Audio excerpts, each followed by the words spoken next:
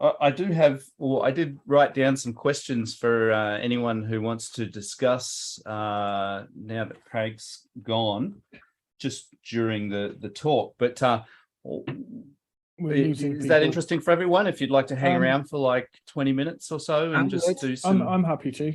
I'm good. Okay. Do you want to share? So we lost half the people then, though. That's all right. I'll let them know next time that after Craig leaves, there'll be. Questions. Are you going to put these questions into the Slack as well then? Yes. I might. I just like, it's literally just stuff I wrote down while Craig was talking. So it's not prepared in advance or anything. But put them in the Slack. I will. We'll get all the people who disappeared as well into the Slack, and so we can let them know if they want to come back. Yeah. Well, anyway, it was just sort of things like, so I guess I'll start at the top. Like, what is a utopia, and can you have a utopia that exists without top-down control? Utopia is going to be different for every single person, though, isn't it? But we're forced into having a utopia. Whoever is in control thinks it's utopia, which could actually be your living hell. So what is, like you say, what is utopia? It's something individual to everybody, surely, to goodness. I would find anywhere that sticks me in a box and doesn't let me go out into the countryside and ride a horse absolute hell. But somebody else might find it the best thing since sliced bread. Could you say that a utopia is a system where the person who defines it lives outside of it and is not subject to its rules? I would say that the person who defines the utopia is really the only true individual who can act within it, because a utopia is a perfect collectivist and sort of authoritarian system in the sense that everybody must follow the rules defined by the person who has decided what this utopia is going to be. Thus, this person who's defined it is really the only true individual. And within the context of the world in which this utopia is operating, this pseudo-individual could be seen as the only true, conscious entity. They would be both all-powerful, but also, I talked about this on Slack a little bit, but they would be alone. There wouldn't be anybody else to talk to, right? There wouldn't be any, it would be... You'd have no equal. Yeah, it's almost an oxymoronic concept in my view.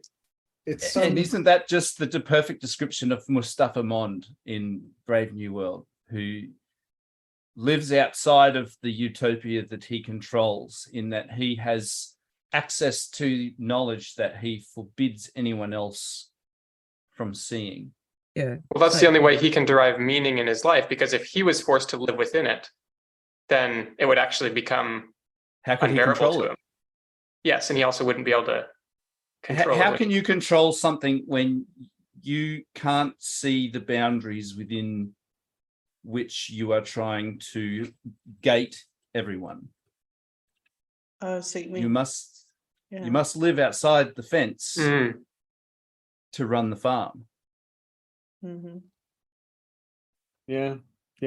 I'm also going to put in the argument as well that a utopia is a kind of hell from and sooner or later, even if everyone's happy first of all, sooner or later you're going to have someone who finds disagreement, and to them, it's not a utopia, and then this boils over, and every generation in a utopia you're going to have people trying to pull it down. So it can never be a constant utopia forever, because there's always going to be people who do not find it their utopia. I wonder how it applies to heaven as well, because I've often thought to myself, like, if there is a heaven, it's a kind of utopia. But I find it difficult to conceive of the concept of everyone just being happy and everything being good. You know what I mean? It seems like the word infinity to me. It seems like something that's a concept, but it doesn't Well, really... the book of Genesis talks about a world that was created in the through the various, the 7 days. And then after this world was created, after man was put in charge, Eve ate from the tree. Yeah. Why did she do that? Why wouldn't you? Well, you're in a perfect world. You're in charge. You have everything that you want. Is the perfect, Except you don't, do you? To follow on what Ty is saying, is it a utopia if you don't have free will? If you can't make choices? No. Can No. something be considered a utopia? No. Are these No, things it, mutually exclusive? is the best utopia the utopia that you don't realize you're in? Yeah, because you don't even recognize you're in it. If you don't even recognize that you're within this fenced boundary where there are things that you cannot know, is that kind of the ultimate form? And that's really almost what they had achieved in Brave New World. People just didn't even know that. They couldn't conceptualize what they were missing. Exactly. Yeah, because they've never known anything different or anything. Isn't our conception of heaven something that we don't know fully? Can we never really understand that? Because perhaps God and heaven, these concepts are they are the bounds in which we operate, and therefore we can never fully comprehend them, and we wouldn't want to. I feel like what Ty just said is like what Brendan said a minute ago about how we operate within the fences, and heaven and God is outside the fence, and so we can't understand it, and we can't. Oh, sorry, my dog's making noises. So we can't understand it fully without being on that outside of the fence. It's like my analogy is you're the capstone of the pyramid, and everything else is underneath you, but you are all seeing and all wise, and you are the one thing, but everything else is the glue that holds it together. But this one thing is really small, I'm going to argue though that you can't feel like you're in utopia if you don't know you're in utopia, because you will always be struggling to find something happier if you don't realize, well, this is the happiest you're going to be. I say this to my husband and kids a lot. I say, guys, we're going to look back in 5 years and realize these are the good times. Now, maybe it's because I'm a bit paranoid, but quite possibly. But like that's how I feel, is you only know how happy you were in hindsight usually. And it's just really important to me to kind of recognize our happiness whilst it's happening, which is hard to do. So maybe we're in a utopia, but we can't see it. But we'll see it when things change for the worse. We'll get it. That's a good lead into to another question I wrote down, which is, what is happiness? What is the pursuit of happiness? And were the people in Brave New World truly happy? Or were they just content? That's great. They were oblivious. Because they don't know any different. Yeah. Because when I never recognize was that kind of world. When I recognize that I am at the happiest I will ever be, in recognizing that, that's actually a pretty depressing thought for the future, isn't it? I mean, you can't know that though, Ty. Right, exactly. No, but it kind of rolls on a bit from what I was saying. I'm not trying to sort of say you can't be this happy again, but what I mean to say is, despite the fact that reality is a struggle, it's always a struggle. But like, we need to recognize that this is actually quite a pleasant struggle. And there are a lot worse struggles that, you know what I mean? It could be a lot worse than this. And just to recognize, because my kids are kind of teenagers now, so one day they'll leave home and stuff, and I will look back and think, God, those are the days. That was the really, terrific time of our lives. So for me, it's sort of easier to see it. But I think it's just important to be in the now and know how good the now is, I think. Is sort of my point, really. So would you say that the pursuit of happiness is kind of getting the most out of every moment?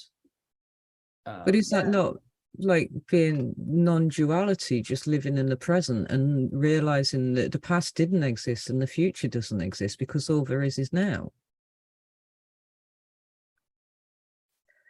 Make sure you enjoy I it. think Yeah. that the search, the pursuit of happiness is a good thing to have, but one needs to recognize the happiness that people have in your current life as well. Otherwise, you'll always be pursuing happiness and you will never be happy. Mhm. But isn't a think you can do happy both. life a life spent in the pursuit of happiness? No, I don't think it is. I think a happy life is recognizing what you have while pursuing happiness as well. Mm. Because Perhaps if part you- of if- the Go on. perhaps part of the recognition of the present as this thing which is all we have is the now. Perhaps part of that is contemplating the future and recognizing the past, and thus emerges the the continuum on which we are, where we have things that have happened in the past and we have things to look forward to in the future. But that's all just part of a recognition of this now, of this pursuit that we are currently experiencing. I've got to Yeah, agree exactly. with what Ty's saying, and also to bring up something Ty just said like a few minutes ago about when I'm also happy, it is sad to think about it. I think about the comparisons to when I haven't been happy, and I'm happy now because XYZ isn't happening, or XYZ, I'm past those bad times type of thing. So in a way, it's kind of saying to be happy, you've got to have some bad times. So that's almost like the Prince of Denmark's speech in Hamlet, to be or not to be. That is the question, isn't it? Whether it is nobler in the mind, which it is in the mind. Because if you're angry, you're not happy. If you're sad, you're not happy. So if you're neither sad, angry, frustrated, or any of those negative feelings, is that then their happiness? Because you are not feeling anything negative. Can I ask, Diddy, then, do you define happiness as an instantaneous state of being? Or, because I would consider it more like a consideration of like the aggregation of where you're at. And you can be sad in the moment or unhappy. Well, but this is where I think...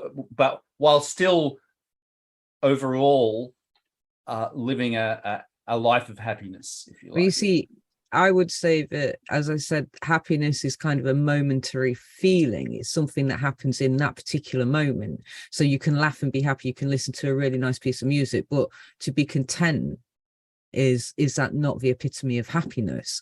Because at least if you're content, you're not worried about anything, you're not angry about anything, you're not stressed about it, you're just content. I'm not sure I agree with you. I think you can be happy and be stressed and be angry. Well, that's where I think they're momentary emotions in that moment. You're not going to be happy and stressed at the same time. You're going to be happy or stressed. No, I am. Well, one emotion is going to be more prominent than the other. And so which is the emotion that you're feeling the most of?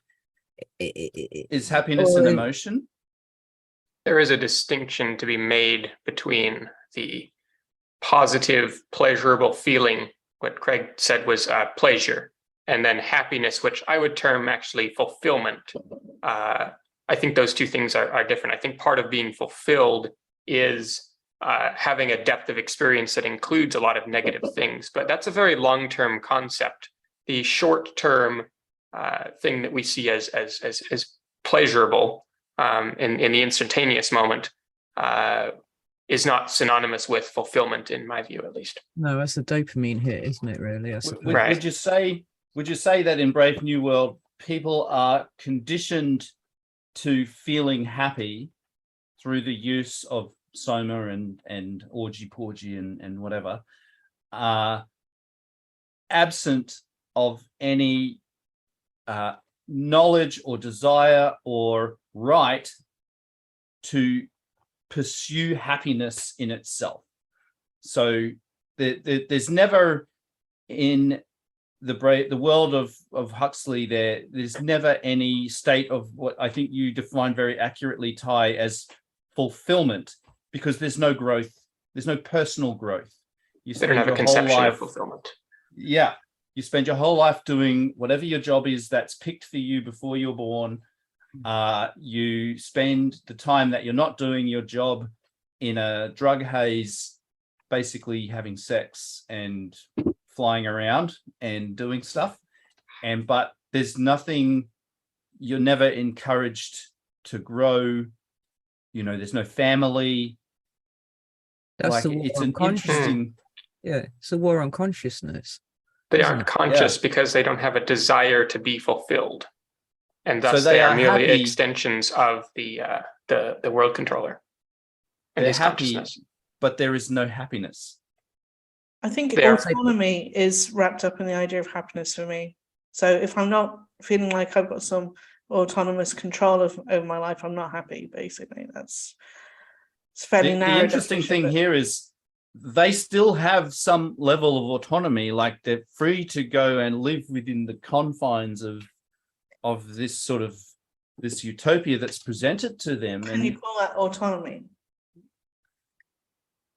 Well, not in the truest sense, but they live this. They're not sort of restricted, but the thing is, they're so well conditioned that none of them even look at the fence that they're in. It never enters their mind that I should want more than this. Yeah, because happiness is achieving or overcoming obstacles with a goal. So even like getting a biscuit, I mean, achieving the biscuit gives a little bit of happiness. I've won. So if you're getting dopamine hits and your essential thrust for being something is gone, just an organ. You're not conscious. Have you ever seen Hector and the Pursuit of Happiness? Because that is actually quite a good film with Simon Pegg to watch. Whereas he thinks that this one thing will make him happy, he pursues it, he gets it, and then it doesn't make him happy. Because it wasn't the thing that actually he was looking for in the first place. It was always there within him. You know, it wasn't an external thing. But he's happy when he realizes that, I guess. Isn't then happiness the ability to exercise free will? Like, I would think so. You could set your own standard for happiness, but you are able to set it and you're able to pursue it. I think too many obstacles as well, because if you're totally suppressed in, like, with a government, you know, like I really feel for like the poorer people today, you know, like heating homes and stuff, like the want to contribute, the want to work, but there's so many obstacles that are actually in a box, and that is a very unhappy state. They put you in they're living in utopia. It's a catch-22. Have you ever read Catch-22? Yeah, because Paul brought up an interesting point, which is the ability to define what this is. And I think an extension to that could be, we could define this as the ability to define what this is in a way that in a way that conflicts with other people's definitions, right? Yeah. So I say, this is my fence, this is my pasture, this is where I'm going to live. And this is not necessarily the same as what you may think. Our things are different, right? But perhaps that's the closest we're going to get. It reminds me of The Little Prince, where you've got little planets, and that's your planet. That's unique to you. That's your happy place. I don't think. I think a utopia is something that needs to be destroyed.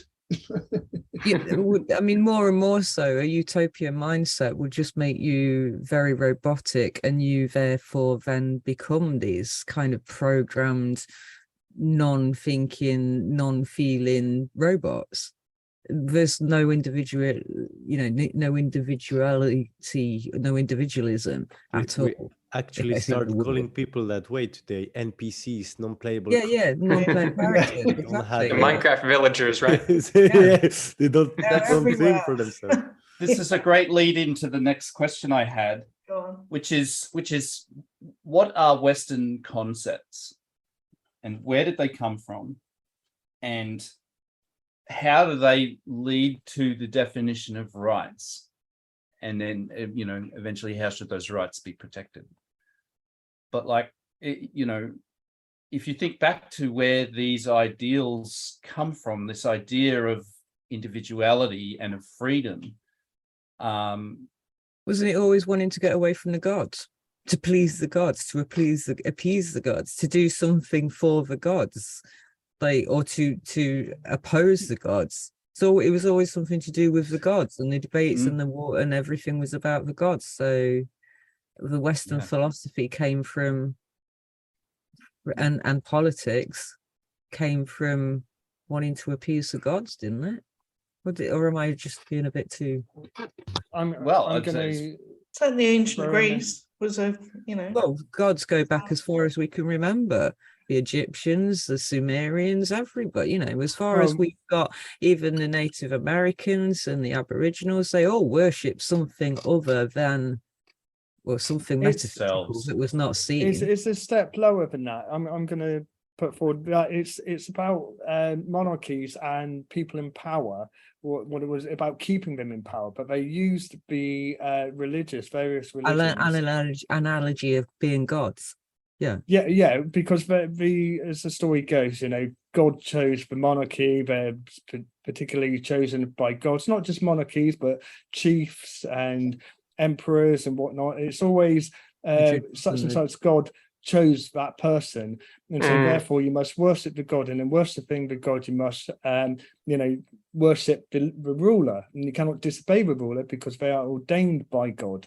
And in the past they've always linked the and it happens in all the coronations and all the rulers, chieftains, if you look at any of them, but there's always affiliation and links with this one was chosen by God in particular. And if you're a God-fearing, following person, and then you will obey this person, otherwise you're disobeying God. So I say that in a way it's to do with God, but it's also the way of twisting the general populace of any country to obey the rulers of the time. Yeah, it's a manipulative force. Well, God is about the individual. It's about, this is what lies outside of my pasture. Right, my fence. These are the things that I have defined for myself. The state is, of course, about society and how people get together. The first rulers over states were clever enough to link those two things together and say that you, as individuals who follow this God, need to follow me because I come from, I was ordained by him as your ruler. And the people who asserted that were successful as rulers and were able to build initial societies by linking these two things. And that was a very, very creative move. It worked for thousands of years. And then, a few hundred years ago, we finally realized, wait a second, maybe those people are not necessarily correct. Maybe there needs to be, a separation there. I'd argue that it's still very much enforced in a lot of countries, and that there's a lot of people who very much believe that's the way it is, type of thing. So it reminds me, I wish it go on. Sorry, I was going to say, it reminds me of the golden tablets with the Mormons, where the founder found these golden tablets in America, but nobody could see them. They just had to believe him, and he wrote the Book of Mormon based on that. Right, Edgar Casey's psychic visions of the Hall of Records under the pyramid. Akashic Records. Yeah. Well, guys, I have to drop out at this point. I'm late for a meeting, but it was a good discussion. So thank you very much, Ty. I really appreciate your contributions today. Keep an eye on Slack. I'm going to get Brendan to write stuff in there. Okay, guys. I've also got to drop out. I actually have to go and make my kids' lunches for school. So. What time of day is it there, Brendan? It's just coming up to 7 a.m. and I just. Oh my God! You got up at 4 o'clock. Did you get up at 4 o'clock? No, not so bad. It was 4:45 when I got up. But when you're daylight smart. savings ticks over in the UK, Yeah. which must be within the next month, it will be a 4 a.m. start time for me. So I'll talk to Craig and we'll see Dedication. about getting the lessons like later so that it's not torturing you. Even half an hour later is great. Like I'm quite happy to get up at 4:30. It's not so bad. Yeah. I'm sure he'll be fine for 9 o'clock or a bit later. Oh, I don't. That means he's sort of up till 10:30. So, you know, I'm quite happy to get up early. Like it's no skin off my nose, like to set my alarm. Thanks, Brendan. Rather you than me, Brendan. It was a very interesting discussion, guys. Everybody, I'd like to thank you. Yeah. Cool. Thanks, everyone. Yes, as discussed, I'll be posting these questions and a few others that I came up with in the Slack. And feel free to engage and submit responses however you like. And I look forward to the next session. I do highly recommend reading as much of Plutarch's Lives as you can. Do we have a date for the next? I've got it. Oh, actually, there is a link I could post as well, which has got which takes you to all of them and just the comparisons. That would be useful to do. Yeah, I will. It just to give you an idea, it took me, I think, about 4 months to read the whole thing. Oh, holy shit! No way! There were a few times there where I had breaks because it does get it covers about 50 lives. So it's essentially each life he writes a biography. Each biography is, I don't know. In the book I had, they were 10 pages or 20 pages, but the text is very small and it's very dense. Well, it was about, I think it was about, if I remember rightly, about 10 hours, maybe even more than that, listening, because I posted the videos in the Slack as well. So if you scroll up for all the videos, be very condensed. It must be. Well, that was on, I think that was on double speed or something, to be fair, but the videos are in there. But this is just a comparisons book because I've already read the things, but I will put the link in for all of them. Yeah, so I don't have mine because I've lent it to somebody, but I buy the Britannica Great Books. They look like this, and you can get them in secondhand bookshops. And I got Plutarch for $9 or something like that. It's very well worth reading, and just because really it will give you this complete idea of what life was like back then. And it is really good. Without reading it, it's impossible really to kind of get a really good impression as to how different the values were, like how cheap life was back then. Just all these sorts of things. Yeah, well, I don't know that we will ever go back to the extent that they had it back then, where it was, they really just. It was. Hope not, because it was pretty brutal. I've been reading it, and it was totally brutal. Just I came across this person and I killed him, and then I raped his girlfriend, his wife, and then I killed the next person, and then I continued on my journey. You must be reading the story of Theseus, yeah. Interestingly enough, my 7-year-old niece is learning about Greeks and Romans and Sparta, and her favorite character is Theseus at the moment. So I'm wondering what they teach, because she's talking about the Minotaur, Theseus and the Minotaur, and she's like, I love Theseus, he's brilliant. I'm like thinking, okay. This whole story is I started in my village, and then I killed the guy in the next village, and then the guy in the next village, and then he raped a few people, and then the Minotaur, and there's bestiality there and everything, and I'm like, and then there was no one left to challenge him, so he became the leader of Greece and built a boat and killed everybody. Just to answer Paul, you asked a bit ago, there's no time or date set yet for the next one. Right. Probably in 2 or 3 weeks, close to the date. Plutarch's heavy going. I'll start very soon then. Start as soon as possible. I set myself a task of reading 1 a day, and even that just was like a lot. I managed to keep that up for about 3 weeks, and then I sort of dropped off and I went to about 1 a week, and then right at the end I picked it back up, so I was doing about 1 every 2 days. But even so, I spent about 4 months on that book. It It was Wow. us I say along. there's definitely the full books or video as well on YouTube. They are on YouTube for free, so you can listen to them and double the speed or treble the speed, whatever you can cope with. But I've just put a link in for the actual written text in the chat if you want, and I'll put Probably I'm if you reading- could put I'm that in the reading- Slack would be yeah, better, I'm reading Gibby. Craig's dissertation at the minute, the one for 1984, and I got halfway through it before the class Right. started. So I want to finish that before I kind of like post this, but I will do it. I will post it. All right. Okay, everyone. Bye, chaps. Well, I got to jump off. I'm probably we Thanks, could Michael. call an end to it there, but Yeah. that's really great. Thank you very much for hanging around for the extra discussion at the end. I think that was really worth it. And Okay.